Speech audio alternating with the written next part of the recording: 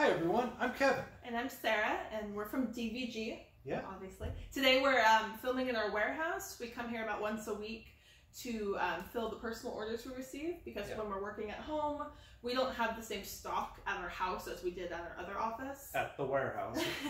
Yeah, so we come here and fill orders. So that's why there's a little bit of a delay in shipment. If you're waiting on an order, it's going out today. Yeah. But as you can see, that's not why we're filming. We just got in a bunch of the physical proofs for the games, and we wanted to go over, kind of talk about all of them, as well as the general process that we go through from the game is finished to it is shipping out in a UPS truck. Right. So this is what I like to call the final proof stage, or the physical done game stage. I think I call box stage. I think I call it the final proof stage on my Kickstarters. Yeah. This stage means our printer has all the components done, and they just are waiting for us to look at the one they made of putting it all together in a box. And once we say it's all good, then they spend like a week or two putting this counter sheet and that counter sheet and the map, everything into the box and shrink wrap. Each game. Yeah, and shrink wrapping it. So from this stage, as soon as we give our printer the thumbs up, everything looks good, they will take about 2 to 3 weeks to make them into the games, shrink wrap everything, and get it to the port. So 3 weeks is our normal time estimate. It might be a little different. We're going to talk to our printer once we give them the thumbs up today. Yeah. And see if 3 weeks is still about right. And then once it ships from our printer, it's about 3 weeks to get to our warehouse here in California, and usually like 4 to 6 weeks to get to our fulfiller in the EU. It, for some reason, just takes a couple extra weeks. Yeah. More customs, more issues, always. Do you want to start at the beginning? We started at the box step. Yeah, I figured I started at the step we're at. So okay. Just to give you a rundown. Taking it back. To give you a rundown of our printing process. I've done this on a few Kickstarters. We send the files to the printer. Usually about 1 to 2 weeks after we send the PDFs to the printer, we get what I call the electronic proofs. These are the printer taking our files and making it into their printer system of how they actually print. And we look these over usually for spelling mistakes, the ranging and like the to hit numbers being wrong, of like it's 3 to 4 and then 6 to 8 or something, we missed a number. Also, sometimes in the PDFing process, graphics just disappear. Yeah, we've had multiple cases of we PDF and we do a final check, we send it to them, they then send us an electronic proof back, and somewhere in that sending them the PDF, they make their files, they send it to us or whatever, just graphics are missing. Yeah. We've had just like front covers of game boxes, just the graphic of it being gone, but then like the text all being there, and it's like, how did this happen? Yeah. And we also had an issue of nation flags on warfighter soldiers, just like 3 nation, little US and a UK flag, I think, for 3 different soldiers. It was just not there. The ones before it were there, the ones after that were there, so it's like, if we didn't look at that, and so that's like kind of the scary, we do double, triple checks, and we have everything out in front of us, or everything on the screen. Yeah. And then the next step. Well, going back to that, we do obviously proof before we ever send the files. We run spell check and grammar and all those fun stuff, and we all take a lot of time to look at them. But the electronic proof stage is where it's easy for our printer to still make changes before they've actually printed anything. Yeah. So we do a huge double check. We send to every designer that was involved. So like for Forward Remains, we sent those files to David Thompson as well, and all the different battle packs we sent to each individual designer and asked them to proof, as well as proofing each other's. Yeah. So by the end of the proofing, electronic proof stage, maybe like 10 different people have proofed each product, which is really great. So yeah, after electronic proofs, it's usually, from when we give the thumbs up, everything's good, or they have to make some changes, it's about a month till the next stage, which I like to call our flat proof stage. The paper proofs. Paper proofs, flat proofs, whatever you want to call them. They are the big sheets of the cards. So every single card gets printed how it will print in real life. It's just they're not all cut out yet. Yeah. In the 56 card battle packs, we'll have a 7x8 just grid of the cards that are generally about real life size. And there will be one side that's the fronts, and then a different sheet that's the backs. Yes. We then put the backs to backs, and then normally what Sarah and I do is I hold up the big sheet and I say, US soldier, US soldier, US soldier, and she's making sure the backs match up. And then I say, okay, so column B card 3 starts US weapons, and she says yes it does. But if she were to say column B row or card number 4 starts weapons, then it's is there an issue? And that's where we then, if there's ever an issue at that step, then we go back and check the PDFs to see did we miss it. The electronic stage. Yeah. Did we miss it at the electronic stage? And sometimes, or did the printing get misaligned? Right. Sometimes from the electronic to the paper, something just kind of goes wrong. And then it's okay. We email China, and they say, "Oh, I'm sorry about that. We'll get that fixed up for you." Yeah. So, like Kevin kind of said in summary, our physical printed proof paper stage, we're mostly checking fronts to backs lining up. Yeah. Again, graphics are there because once it's gone from the computer to the printer, sometimes graphics disappear again. Yeah. And that's like the biggest thing. Also, at that stage, we have like the rulebook in front of us, just printed on paper, not bound. Yeah. The box covers and the backs and the barcodes and all of these things. We're just checking to see did all the things we found at previous stages of proofing get implemented, and are there any new things we're not seeing? And if an issue arises at this stage, it's still not a huge deal. We just tell the printer, hey, this graphic seems to be missing, and they just have to reprint that one page for however many copies they've already printed. But once we give that the thumbs up, it's about a month, usually again, until we get this stage.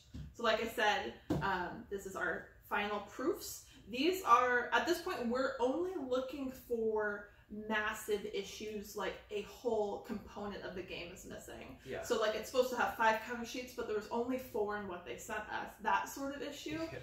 We're not really doing that in-depth proofing anymore because at this point we've most likely caught all the issues we were going to catch. And at this point, like I said, all of the components are sitting at our printer ready to be boxed.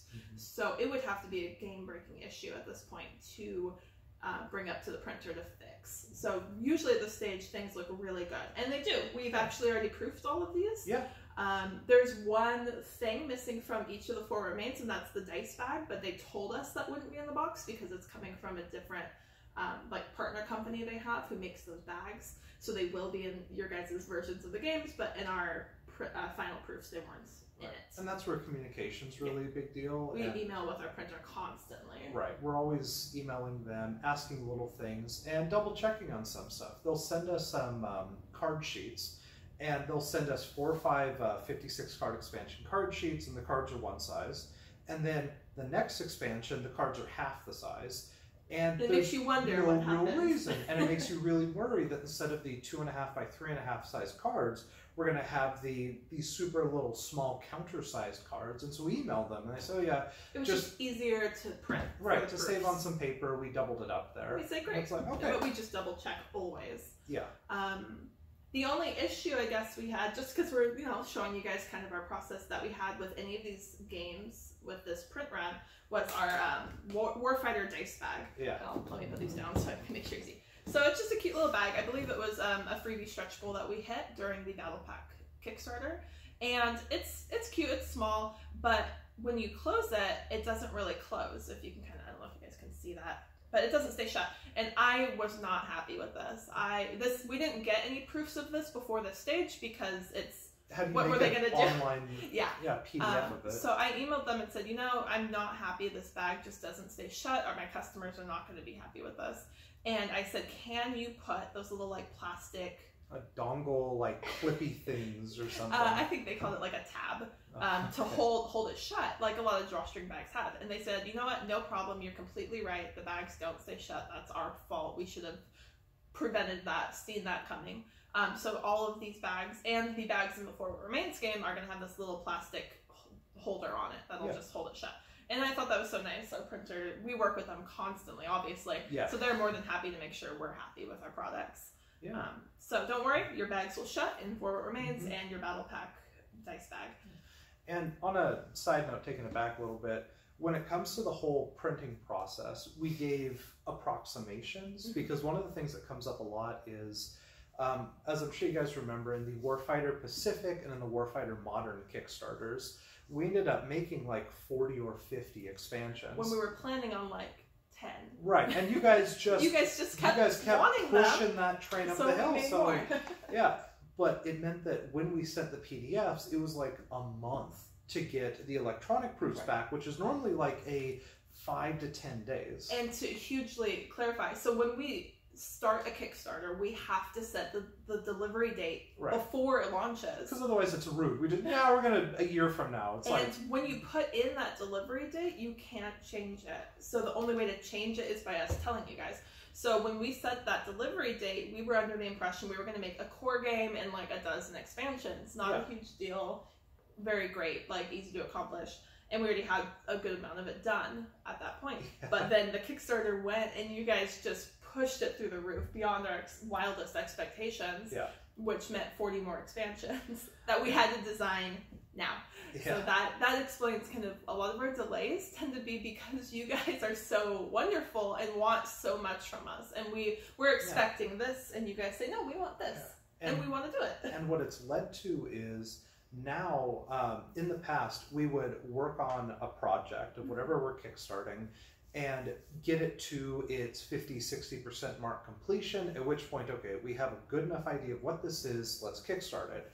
Now, though, that you guys have been pushing for all these expansions, you guys have been hitting all these stretch goals, we now mostly complete a project and work on some of the expansions we believe will be hit in the stretch goal. It's like we're preemptively, we're planning for what you guys might accomplish for us. We're definitely changed our business mindset a lot of like, let's pre-plan what we think we'll be able to print, because how much we can print completely depends on our funding. So that's why we don't put up everything in the beginning, because if we only fund at 20,000, we're only going to make like a core game and a couple of expansions. But if you push it to 40, 60, 100, we can print a lot more. And that's why it's hard to guess and estimate exactly what you guys will do for us. So now we work on complete the game as well as a couple of the expansions, because we're fairly confident at this point that the core game and the expansions will be hit. So that way, when day 3 comes around and we've surpassed the meeting goal and we're hitting stretch goals, we can just immediately start to work on those stretch goals. As before, is this game even going to fund? Because with Pacific and Modern, it was we hit pretty high funding goals. All right. She works a lot more on the Kickstarter side. I work a lot more on this. And so we weren't 100% sure, but then we just blasted through. So now we've changed our company's mindset, so that way we can be better prepared for this and better hit our deadlines. Yeah, exactly. I guess on the note of all of these products you're seeing, I know I posted an update a couple weeks ago saying our printer was having issues getting some components and parts to print these. I'm not sure if they have everything now ready to print these. I think that's what getting these meant, which is kind of a surprise to us, to be honest. So I'm going to be emailing them when we give them the thumbs up that these all look good, also saying what is your guys' timeline so that I can share that information with you. If it's like normal, it'll be about 3 weeks till it's on, until it's shipped to us, and then 3 weeks to get to us, so about a month and a half from here. And on that note, we actually are now, we have a new fulfiller in the EU. We'd gotten a lot of complaints from you guys about meeples, as well as I was having some issues with them. They weren't interested in helping our customers directly. It was this whole, like, I had to be this middleman. It caused a lot of issues, as well as many of you had delivery problems. So we have a new fulfiller. They are in the UK, which I know Brexit, everyone, you hear the UK and you're like, they told us that for 2020 for sure will not be an issue. They will ship at the rates they've quoted us, and hopefully that'll cover most of these. And then they said once 2021 hits, they will reevaluate their rates and see if they need to make changes or how that'll affect us. But the big benefit, this company is called Zatu, Z-A-T-U. They're very friendly, very helpful, have been super interested in working with us, great rates, and assuming a couple of Kickstarters go really smoothly with them, they are interested in being our primary EU shipper for personal orders as well. So what that would mean for you guys is if you're international, we would give them the products, they would have a stock of our products, and they would ship it for us, which means your guys' shipping rates get reduced. Which will be huge. Fingers crossed things go smoothly. We really want this to work. We want to do like 2 Kickstarter shipments through them, maybe 3, just to see how it goes. If they're happy, if we're happy, the partnership's working well, because we've had a lot of issues with fulfillers. And so if it goes well, that'll be a big benefit to you guys. So give me like 6 months, I'm thinking. I know that's a long time, but I think that's about how long it'll take to make sure this is a good partnership to start. Sure. So, as you guys have seen, this half the table is the David Thompson half the table. Yes, we love David. He's so great to work with. Yeah, it's most importantly, he makes really, really good games, and we like that. But also, working with him is really easy. Like, he'll send me a fully detailed document with graphics and examples, basically a miniature rule book saying, here is a whole bunch of JPEGs, and here is how they need to be implemented into the cards and the counters and the rule books and the help sheets and all that. And it's so easy to take all of his components, put it through a funnel, and then spit it back out into our layout program. And it's because he puts in all of this pre-work. So I really, really like working with him, and it means that we can make lots of his games, which we're happy about for what remains. It's a new direction. It's not historical World War II or historical modern day, or I guess not historical, real life modern or real life World War II. So I like this sort of sci-fi future look, and I'm hoping to see more out of it. Yes, we're excited to get it into some of our reviewers' hands. I think they're going to love it. Yeah. And hopefully that'll influence you guys to buy it too. Yeah. So the next step is we are going to ship all of the David Thompson games to David so that he can proof them. They look good to us. We check the components, but he's really the expert, obviously. Knows. So we're going to have him take a look. So all of this is going to get shipped to him. This is just the straight reprint of Pavlov's House. You guys sold us out twice. Yeah. So we reprinted it. So it's exactly the same, but again, we're going to send it to David just to make sure anything's missing. Also, so For What Remains had an expansion, a supply cache, I believe it was called. Yeah. We, with the printer, if you bought it on Kickstarter, you're going to get everything you expect. But we decided to split it into 2 expansions, the dice and then the terrain tiles and templates for retail purposes, because it was too bulky and wasn't going to work very well in the bag. So we have the For What Remains terrain and template pack expansion, and then we'll have the dice expansion. The printer is going to send us that with the baggies that we're waiting on, so I don't have it right here. But if you bought it on Kickstarter, you're going to get both expansions because that's what you paid for. We just did this for retail purposes. Yeah. And then BattlePacks, we are going to be shipping to each of their creators, so they get to take a look at them. We have a reprint of expansion 1, 6, and 7. Yes, we've been out of stock of those for a while, so I'm really happy we got those. Then we have the fun BattlePacks. I don't know why I said fun, but I really enjoyed working with the BattlePack creators. So we have Iwo Jima, Dieppe, Maquis, Makra 1 and 2. We have Relaya, which is a Cthulhu-inspired alternate history. Yeah.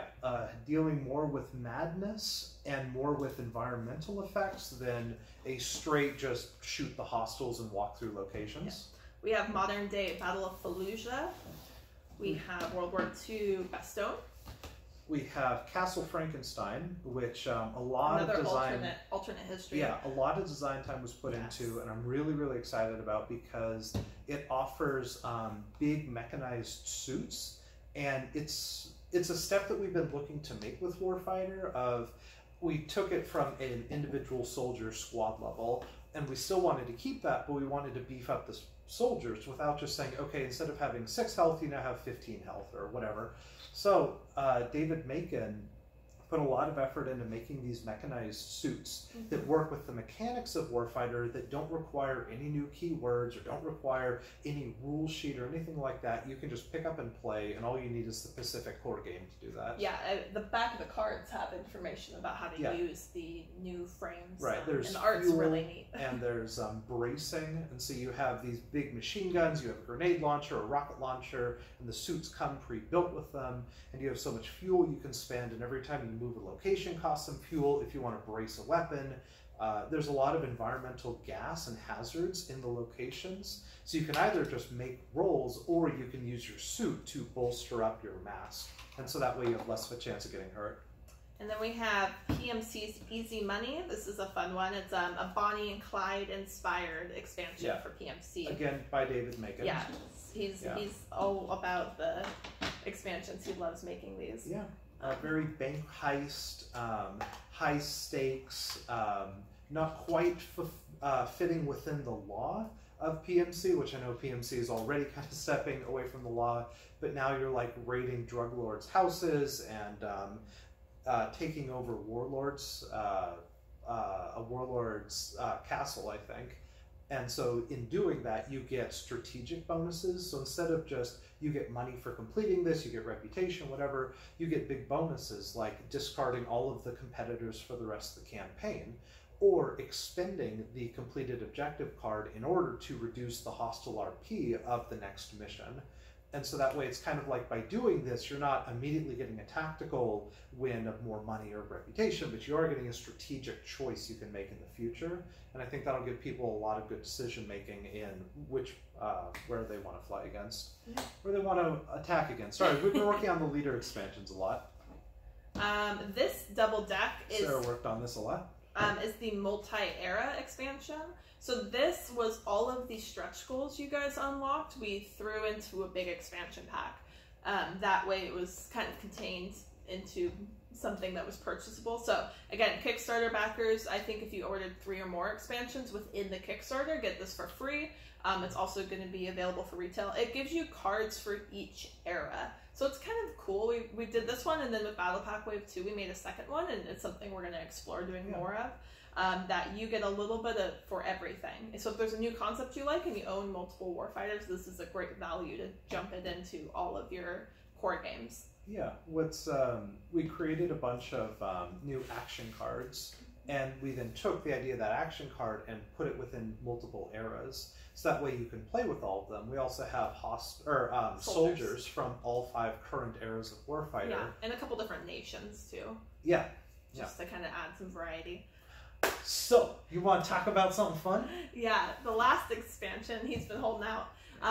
This is Battle of Kandahar. This is my first product I have ever designed, and I'm like really excited about it. Yeah. It's my first created by line. I guess you guys can't see that, but it's there. It says by Sarah Burson. Yeah, it's really like surreal to have it here in person in my hand. Yeah. I think I will keep this one forever, as it is the first ever produced. Since then, I now have what 3 or 4 that I've made. But it's it's your baby, it's your first one. So I'm really excited to see what you guys think of it. It brings the Afghan country into the Afghan soldiers into modern day, because we haven't had that nation yet. And lots of new hostels, a couple really cool events and locations. I put a lot of time and a lot of research into this, so I hope you like it. Yeah, something that's, I worked less on the BattlePack creation and more taking the information the BattlePack creators used and put it into the cards. But with all the BattlePacks, especially Kandahar, there is a lot of historical flavor to them, whereas in Warfighter Pacific or ETO or Modern or whatever, it's a very genericized, you're a squad of soldiers going through a hostile area and shooting bad guys. It's like the generic war, big picture. Whereas in Kandahar, you did a lot of research where there was a lot of explosives used. Yeah, lots of IEDs, lots of bombs rigged it to be cars, lots of RPGs, just everything was exploding. So we made it feel that way. There's an event, I think it's called Car Bomb, if I remember there's correctly. rigged car, IED, and car bombs, and that's towards the back. But yeah, it's... Yeah, we have an IED event, which I think a similar one already exists in Modern's core, so it's very similar to that. But we also have car bombs, which has a kind of neat picture. And there's, I feel like there was one more. I think there's one. I thought there was more. I thought there was like 3 total.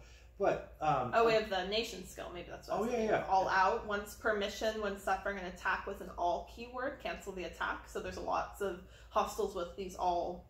1 wound all and all that type of stuff, and so that's the Afghanistan soldiers skill card. Yeah, and it's neat because doing the research and stuff with people like David Macon and Benjamin Shee and Brett Grimmond, who worked on the initial set of battle packs, we have a lot of the historical flavor, like Dieppe. Brett Grimmond worked on Dieppe a lot. And so he put a lot of the real life locations that scenario occurred with them, a lot of their photos, as well as their true how they functioned within the battle, and we're able to do all that with keywords as well as special text. So that way playing through Dieppe doesn't feel like you're playing through a coastal city against German hostiles, I think. It instead feels like you're fighting within Dieppe, and specific mission names and specific objectives are real-world historical callbacks to what that area of the beach was called, or what that hotel was called. It wasn't just called the Hotel of whatever. The British called it a specific thing, and now it's called that specific thing. Yeah, so I think all of our BattlePack creators have a lot of pride in making sure the historical accuracy is there. Actually, one more cool thing about my expansion I had a customer email me when he found out I was working on Battle of Kandahar, and he said, you know what, I worked with a lot of these Afghanistan soldiers, and I have some pictures and some stories, can I send them to you? And I said, yes, please do. Yeah. And I used the names and photos of some of the people he sent, with his permission, of course, to included them in my expansion. So definitely very cool to have real people shown in our expansions. We try to do that as much as possible. Obviously, it's harder with World War II, but in Modern, a lot of our soldiers are from customers who email us or whatever stories they have. We try our best to make it feel real. Yeah. Because these are real things that happened. And I was really surprised. I was, for the BattlePack 2, it's coming out here in a couple of months. I said that I was making Italian soldiers. Does anybody want, if anybody was in the Italian military, thank you, send me your photo and I'll put it in. And I got like maybe half a dozen different people who were from the Italian military, and I didn't get any from the South Korean, or I think I got one or two from France. But it was just so surprising of how many people fought and served for their country. And want to be included. Right, and I said, send me your photo, send me your name, or, you know, of course I could see their name, but any name you want your soldier to be called, as well as what you want them to be good at, to kind of show how good you were at that. And so it was a lot of fun, just maybe a dozen or so messages per person, but getting a real personable feel of this is a real person who actually served the country of Italy, and here they are on their card, and now they can play as them and other people can play as them. And it was just fun to connect with people like that and hear about their stories. Yeah. So we're almost done. Yeah. We got some of the Warfighter Universal Rulebooks printed. Some of you bought these with the Kickstarter. The March 2020 edition. Yes. Yeah, so the most up to date. Everything written in red text is what is different, but it's not very much. So if you have a different edition, this one is available as a PDF on our website. Yeah. Or if you can't find it, email me and I'll send it to you. But it's very minor changes. Mostly just little updates in how the game worked, of like or clarifications. Yeah, people would email in saying, so you say this sentence and I kind of get what you're meaning, but it could also be interpreted like this. And we say, okay, no worries. We then go in and adjust that sentence a little bit. Now it's a red text, and people looking at it would say, oh, is that a new rule? It's just a clarified rule. We just wanted to make sure that people knew if they were looking at that is different. Yeah. We got more card stands printed. We actually we have a decent amount, but I think again this was a stretch goal that we gave away. I think I'd have to double check, but we got more printed. It's the same thing as what we already have, so a reprint in a sense. And I'm a big fan of these. I think they're super cool. Just being able to have vertical cards, I don't know, just feels like, especially if you're playing with like humans, like in Warfighter or whatever. There's soldiers and there's hostiles. Them standing up to me feels different than them laying on the table. I don't know, it just feels, but with like an airplane game, I would not want to have them standing up because that doesn't feel right to me. Unless if they're climbing to high altitude, you know, then we can make some adjustments. And last but not least, the card crate. This was basically inspired by our footlockers and ammo boxes. People, we've got a few requests of saying, I want a footlocker, but I don't want to use Warfighter's footlocker for my leader game or my Pavlov's house or whatever. So we said, okay, we'll make a generic one. It's big. Did you show them that side? Yeah. It has 3 card slots that are made to hold cards. It can hold minis, it can hold dice, it can hold whatever you want it to hold. And it just gives a little idea of what you can use it for.